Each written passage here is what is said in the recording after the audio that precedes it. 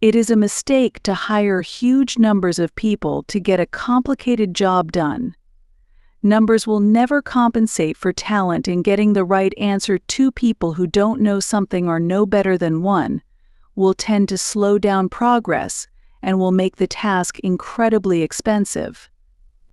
I do think there is a lot of potential if you have a compelling product and people are willing to pay a premium for that. I think that is what Apple has shown. You can buy a much cheaper cell phone or laptop, but Apple's product is so much better than the alternative. And people are willing to pay that premium. A company is a group organized to create a product or service, and it is only as good as its people and how excited they are about creating. I do want to recognize a ton of super talented people. I just happen to be the face of the companies. I don't believe in process.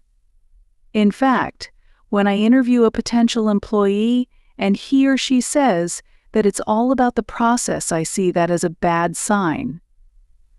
The problem is that at a lot of big companies, process becomes a substitute for thinking. You're encouraged to behave like a little gear in a complex machine. Frankly, it allows you to keep people who aren't that creative. Work like hell. I mean, you just have to put in 80 to 100-hour weeks every week. This improves the odds of success. If other people are putting in 40-hour work weeks and you're putting in 100-hour work weeks, then even if you're doing the same thing, you know that you will achieve in 4 months what it takes them a year to achieve. I would just question things. It would infuriate my parents, that I wouldn't just believe them when they said something cause I'd ask them why. And then I'd consider whether that response made sense given everything else I knew.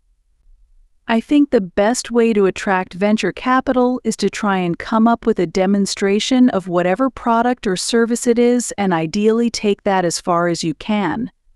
Just see if you can sell that to real customers and start generating some momentum. The further along you can get with that, the more likely you are to get funding.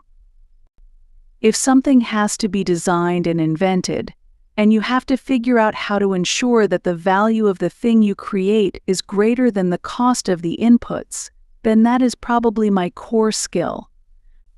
I always have optimism, but I'm realistic. It was not with the expectation of great success that I started Tesla or SpaceX. It's just that I thought they were important enough to do anyway. There are really two things that have to occur in order for a new technology to be affordable to the mass market. One is you need economies of scale. The other is you need to iterate on the design. You need to go through a few versions. Talent is extremely important. It's like a sports team. The team that has the best individual player will often win. But then there's a multiplier from how those players work together and the strategy they employ.